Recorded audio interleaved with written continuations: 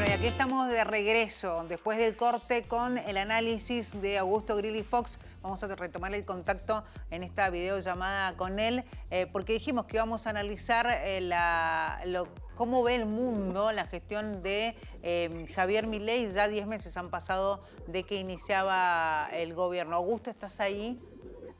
Acá estamos.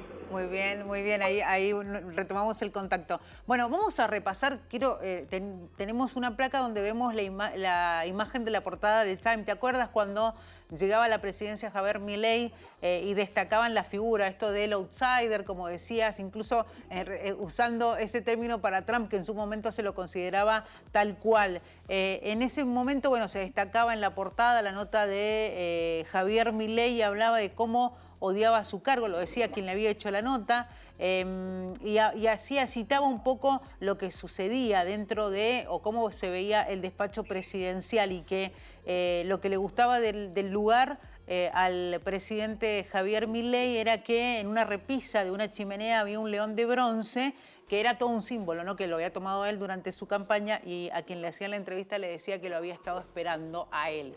Bueno, él tiene la costumbre de hablar de ese fenómeno barrial cuando se lo cita en notas de otras partes del mundo. ¿Cómo lo ven hoy a Javier Milei, sobre todo en los países donde tal vez pueden llegar a tener intenciones de invertir en la Argentina? ¿Cómo se lo ve hoy al gobierno de Javier Milei y a la figura de Javier Milei? Bien, bueno, indefectiblemente hay que tomar este fenómeno como la capacidad en su momento de saber captar y reconducir electoralmente el descontento ante procesos como lo que fue el resultado de la pandemia y una gestión política que no tuvo la capacidad de estar a la altura de las necesidades, sobre todo en materia de, o sea, no en materia de números, sino creo que los números fueron los que lo visualizaron. Es ahí donde supo generar una instancia superadora en materia electoral que representase intereses concretos en relación a una propuesta, la cual ha llevado con coherencia, podríamos decir, en relación a la propuesta propia que había generado. En ese marco hemos visto cómo ha tenido una vocación a nivel internacional muy personalista, en la cual ha tratado de estar en toda instancia internacional en forma presente, sí, y donde de hecho ha corrido el rol de la canciller Diana Mondino, y de hecho ha terminado en una situación incómoda, podríamos decir, la propia canciller, en la cual ha terminado, yo acostumbro a decir, en un rol de enfermera de las relaciones internacionales argentinas, donde sí, se trata de abocar a un rol en el cual trate de remendar los digamos, por ahí, los distintos desgastes o las raspadas que se generan por personalismos desde un gobierno que ha ido con una perspectiva disruptiva, pero en contra, podríamos decir, porque vos podés ser disruptivo en forma paralela, no, pero esto ha sido disruptivo y ha ido en contra de una política en materia de relaciones internacionales, como ha sido la lógica del no intervencionismo, como sí, ha sido una política muy concreta en relación a lo que ha sido Malvinas, bueno, lo cual da una perspectiva a nivel global, la cual trata de posicionar un eje que no termina de representar. ¿A qué me refiero con esto? Sí. Es a nivel global, él trata de ser un estandarte que referencie a actores globales de una neoderecha, pero con una perspectiva absolutamente liberal, la cual no acompaña una lógica que esté en una perspectiva de desarrollo de la industria.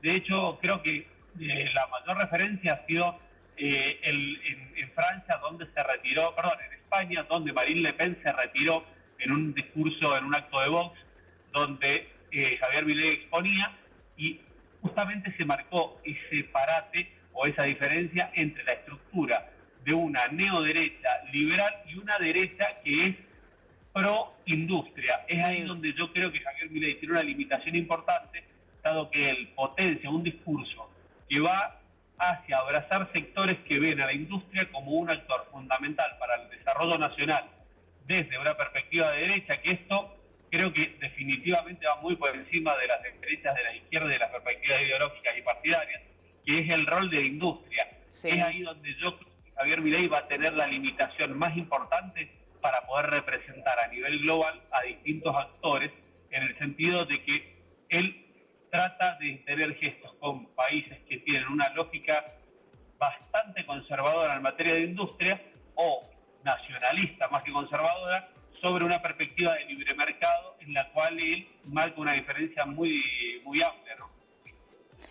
Augusto, ¿cómo ven, por ejemplo, también el cambio que ha tenido Javier Milei a partir de ciertas posturas que tomaba o decisiones que tomaba apenas asumía como presidente y después este cambio que se da? Te lo digo específicamente por el tema BRICS, porque esta semana la noticia era que la idea del gobierno de Javier Milei era revertir esa decisión de no estar, de no involucrarse directamente en los BRICS. De hecho, Mondino, en esto que decís vos, que es la enfermera, trataba de decir, bueno, le vamos a buscar como la vuelta, palabras más, palabras menos, para que Argentina esté presente en los BRICS. ¿Cómo lo ve el mundo a esto de primero tomo una decisión y después me corro de ese lugar o retrocedo varios pasos?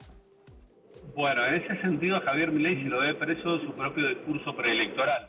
¿En qué sentido? Él hablaba y planteó que no iba a generar ningún tipo de acción comercial desde el Estado en relación a lo que eran países comunistas asesinos, y se refería principalmente a China y a Brasil, los principales socios comerciales argentinos, que son dos miembros fundamentales y fundadores del BRICS.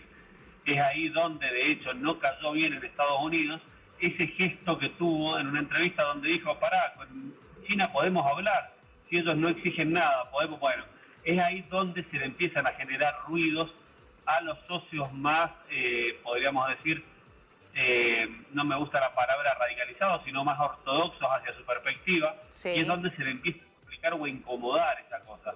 Ese discurso de Mondino se dio justamente en una bilateral que genera Argentina con la India, y justamente trata de ver si puede haber una puerta, una ventana. En relación a lo que son los BRICS, yo creo que Javier Milei está muy cooptado y no creo que vaya a tener posibilidades de reabrir, por mayor intención que tenga, un mercado que desde una perspectiva ideológica radicalizada, podemos decir, donde entendió o donde por presiones se vio ante la situación de que los actores comerciales eran Rusia, eran China, eran Brasil, y donde no tenía mucha coherencia con el discurso y con los actores que él buscaba cerrar. Hay que ver en el G20 qué pasa. Yo creo que el 18 y 19 de noviembre va a ser determinante, donde Lula da Silva va a buscar cerrar ahí el acuerdo Unión Europea-Mercosur. No sé si le darán los plazos, los tiempos, pero ahí pueden pasar muchas cosas. 19 jefes de Estado van a estar presentes, el único que no estaría en principio sería Vladimir Putin, los otros 19 estarían, y sin duda Milei va a tratar de tener una bilateral tanto con Xi Jinping como con Lula da Silva, por mayores diferencias discursivas que hayan planteado. Milei necesita más de Lula que Lula de Milei, y es ahí donde lo vamos a ver, y de hecho ni hablar en cuanto a la relación con Xi Jinping. Bueno, ahora hablamos de la visita de Victoria Villarruel al Papa Francisco, con además una reunión, muchos decían, extensa para generalmente este tipo de reuniones, que suelen ser de 30 minutos, estuvo con ella reunido 1 hora. ¿Qué significó este encuentro, teniendo también presente que previamente había recibido al secretario de culto el día viernes, a Villarruel el día lunes? Muchos hablan de una agenda paralela porque no está en ese círculo más estrecho cercano al presidente Javier Milei, pero también se entienden que son lazos que se tejen entre la vicepresidenta y específicamente el Papa Francisco. ¿Cuál es tu lectura? Bien, en relación a lo que ha sido podríamos decir, esta bilateral del Vaticano con la vicepresidenta, podemos interpretar en forma directa que hay un ida y vuelta acá. ¿En qué sentido? Hace pocos días también recibió el Papa a la ministra del Ministerio de Capital Humano. Exactamente, a Sandra Petovelo, sí. Exacto, y previo había recibido también a Juan Grabois, donde generó algunas declaraciones bastante contundentes. Entonces ahí es donde se empieza a dar un ida y vuelta. Yo siempre planteo, cuando lo analizamos con medios nacionales, al rol del Papa Francisco, sacándolo del Papa argentino y colocándolo en el Papa del planeta Tierra. ¿A qué me refiero? Exacto, sí. El Papa es Papa de casi 200 países, 194 si no me equivoco, a nivel ONU, más lo que serían países que no estén dentro de lo que es esa estructura. En ese marco hay que tener en cuenta la perspectiva institucional y de ahí en más lo que también utilicen o no los actores que se sienten con él.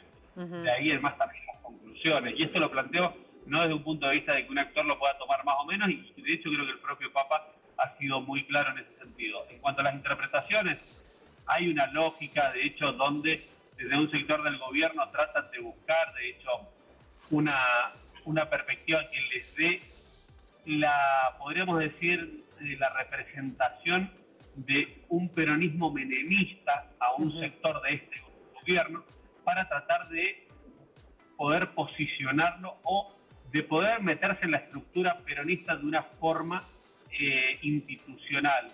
Es ahí donde yo creo que desde lo local van a tratar de canalizar o de capitalizar algunos sectores que no son estructuralmente de Milei, esta bilateral con Isabel Martínez. Ahora, ¿cómo va a repercutir eso en lo inmediato? Creo que hay que ver cómo termina el año y cómo empieza un año legislativo a nivel nacional, en el cual van a estar más detrás de garantizar desde concejalías a senadores nacionales que de marcar perspectivas ideológicas o de ampliar espacios. Eso creo que va a quedar para principios de lo que va a ser el 2026, en perspectiva de lo que sea un potencial armado para las elecciones de 2027. Sin duda. Augusto, como siempre, muchísimas gracias.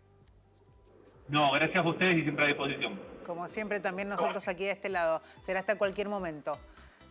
Augusto Grilli Fox, por supuesto, con nosotros haciendo el análisis de este panorama internacional, un poco también hablando de cómo se ve Argentina en el mundo y, como decíamos recién hace un ratito nada más, al propio presidente Javier Milei. Muy interesante la charla con Augusto. Es el momento de hacer una pausa, enseguida regresamos. Recuerden, si quieren tomar contacto con nosotros, estamos en redes, y si quieren volver a ver el programa, las notas que hacemos en el programa, ya lo saben, nuestro canal de YouTube, nos buscan como Unidiversidad y ahí nos van a encontrar. Nos vamos al corte, enseguida volvemos.